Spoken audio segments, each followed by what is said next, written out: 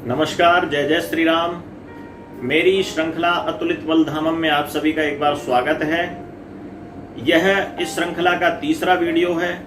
हनुमान जी के बल, बुद्धि, पराक्रम और शौर्य का परिचय कराने वाली यह श्रृंखला और माता सीता के उदात्त चरित्र का परिचय कराने वाली यह श्रृंखला, इसके माध्यम से मैं आपको इस तीसरे वीडियो के माध्यम से मैं आपको हनुमान जी के एक विशिष्ट गुण के बारे में बताऊंगा।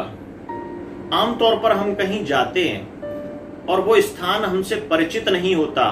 वो स्थान ऐसा होता है जहां पहले हम कभी गए नहीं और हमारा कोई अपना है भी नहीं, कोई जान पहचान का है नहीं, कोई मित्र नहीं है, रिश्तेदार नहीं है। तब हम क्या करें? तो हनुमान जी भी पहली बार लंका जाते हैं और एक सामान्य व्यक्ति होगा तो वह तो शिकायत करेगा कि मुझे कोई जानता नहीं है, मैंने वहां के भूगोल को नहीं जाना, तो मैं उस कार्य को कैसे कर सकता हूं। लेकिन हनुमान जी इस बात की चिंता नहीं करते। उनको अपने बल, बुद्धि, पराक्रम पर भरोसा है और वो विपरीत परिस्थितियों में भी अपना रास्ता निकाल लेते हैं। तो हनुमान जी की इस कहानी को हम समझेंगे कि जब हनुमान जी लंका पहुंच जाते हैं तो उनका पहला टारगेट है, पहला लक्ष्य है कि माता सीता की खोज करना। अब कहां खोजें? किसी से पूछ सकते नहीं है।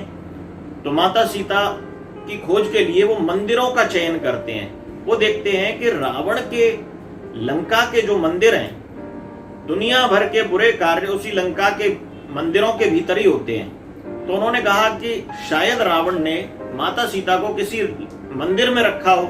और वो मंदिर कैसे हैं? वहां भगवान विष्णु या फिर भगवान शंकर की कोई मूर्ति नहीं है, वहां पर रावण की मूर्तियां हैं। तो हनुमान जी उन मंदिरों में मंदिर प्रतिकर शोधा, देखें जह तह अगणित जोधा, वो मंदिरों में देखने जाते हैं कि माता सीता यहाँ कहीं विराजमान तो नहीं है। लेकिन माता सीता तो उनको नजर नहीं आती। उनको वहां पर अगणित जोधा यानी योद्धा आपस में लड़ते हुए वो दिखते हैं। अब मंदिर के भीतर योद्धा क्या कर रहे हैं? तो मंदिर के जो पुजारी हैं वो आपस में खींचातानी में लगे हुए हैं। कोई चढ़ावे के ऊपर लड़ रहा है, कोई मंदिर पर अधिकार के लिए लड़ रहा है। तो कुल मिलाकर मंदिरों के भीतर भी वहां पर भ्रष्टाचार व्याप्त है। जब कहीं पर माता सीता का पता नहीं लगता तो फिर वो बाहर आते हैं और लंका का ऊपर से अवलोकन करते हैं और देखते हैं कि भवन एक पुण्य दीख सुहावा, हर मंदिर तह भिन्न बनावा। एक ऐसा भवन दिखता है जहां पर श्री हरि का एक अलग सा मंदिर दिखता है, उनकी ध्वजा पताका फहराती हुई दिखती है। वहां पर तुलसी का एक पौधा भी उनको दिखता है। तो वो कहते हैं कि ये जरूर किसी साधु पुरुष का घर होगा, किसी सज्जन पुरुष का घर होगा। तो उनके मन में एक तर्क उत्पन्न होता है। मन मोह तर्क करें कपिलागा, तय ही समय विभीषण जागा। उसी समय विभीषण जागृत होते हुए आते हैं और वो हनुमान जी को प्रणाम करते हैं। सबसे पहले वो हनुमान जी का दर्शन करते हैं। हनुमान जी भी सोचते हैं कि एक ऐसा व्यक्ति जो सज्जन है, उससे अगर मित्रता कर ली जाए तो किसी भी प्रकार की हानि नहीं होती किसी भी कार्य में। तो ऐसे व्यक्तियों से, यानी जो सज्जन पुरुष है, उनसे हट करके भी मित्रता करनी चाहिए, कोई हानि नहीं होती इस बात में। तो हनुमान जी भी विभीषण से मित्रता करने के लिए चले जाते हैं। तो विभीषण उनको प्रणाम करते हैं और उनके आने का प्रयोजन पूछते हैं कि आप कैसे आए महाराज। हनुमान जी बताते हैं कि मैं राम का दूत हूं और प्रभु श्री राम के कार्य के लिए आया हूं।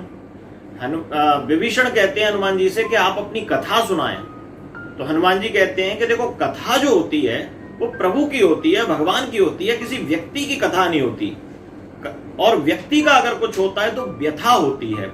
और एक व्यक्ति को दूसरे व्यक्ति के सामने कभी भी व्यथा नहीं सुनानी चाहिए। व्यथा सुनानी है तो एक व्यक्ति को परमात्मा यानी प्रभु श्री राम के समक्ष ही अपनी व्यथा का वर्णन करना चाहिए कि मेरी ये कष्ट है, मेरा ये व्यथा है। वो ही उसका निवारण कर पाते हैं। तो इसलिए मैं आपको अपनी कथा तो नहीं सुना सकता, मैं अपनी व्यथा सुना सकता हूं, पर मैं यहां पर राम कार्य के लिए आया हूं, इसलिए राम जी की कथा अपने नाम से कहूंगा। राम कथा निज नाम, तब उन्होंने सुनाई अपने नाम से।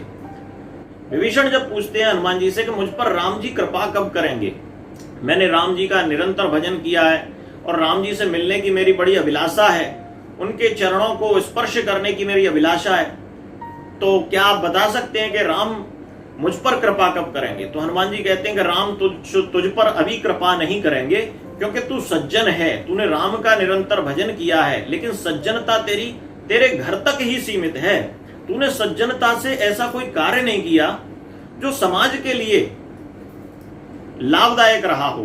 तो सज्जनता से तुझे आगे बढ़ना होगा और सज्जनता के साथ सक्रियता भी लानी पड़ेगी। सज्जन व्यक्ति आज भी हम देखते हैं समाज के भीतर, वो अपनी सज्जनता को अपने घर तक तो सीमित रखते हैं, अपने व्यक्तित्व तक तो सीमित रखते हैं, लेकिन उनकी सज्जनता किसी समाज के काम नहीं आ रही। और सज्जनता जब तक सक्रियता में नहीं बदलेगी तब तक वो राम कार्य नहीं कहलाएगा, तब तक वो पूर्ण रूप से सज्जन नहीं कहलाएगा। इसलिए हनुमान जी संकेत करते हैं कि तू सज्जनता के साथ अपने भीतर सक्रियता भी ला। और सक्रियता क्या? राम कार्य के लिए, माता सीता को छुड़ाने के लिए जो भी अपने सामर्थ्य से प्रयास कर सकता है वो प्रयास कर। तो फिर बाद में हनुमान जी जब आज्ञा लेते हैं और पूछते हैं कि ये बताओ माता सीता कहां पर हैं, तो वो बताते हैं कि अशोक वाटिका में माता सीता विराजमान है। वो बता तो देते हैं, लेकिन विभीषण साथ नहीं जाते हनुमान जी के। जब संसार में कोई व्यक्ति होता है तब तक वह भक्ति को दूर से ही देखता है, लेकिन जब उसे संसार ठुकराने लगता है, उसमें लात मारता है, उस समय वह प्रभु की शरण में जाता है, यानी संसार छोड़कर वह श्री राम की शरण में जाता है। रावण ने जब विभीषण को ठुकराया तभी वह राम की शरण में गया। उन्होंने माता सीता का पता तो बताया, लेकिन वो माता सीता के को दिखाने के लिए, माता सीता तक पहुंचाने के लिए हनुमान जी के साथ स्वयं नहीं गए। तो इस तरह ये मेरी तीसरी कहानी थी। इसमें हमने जाना कि हनुमान जी ने किस प्रकार से विपरीत परिस्थितियों में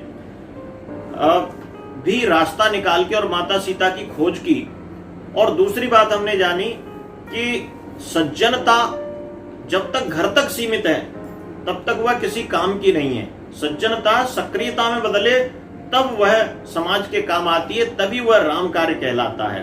तो इस तीसरे वीडियो को मैं यहीं पर विराम देता हूं। जय जय श्री राम।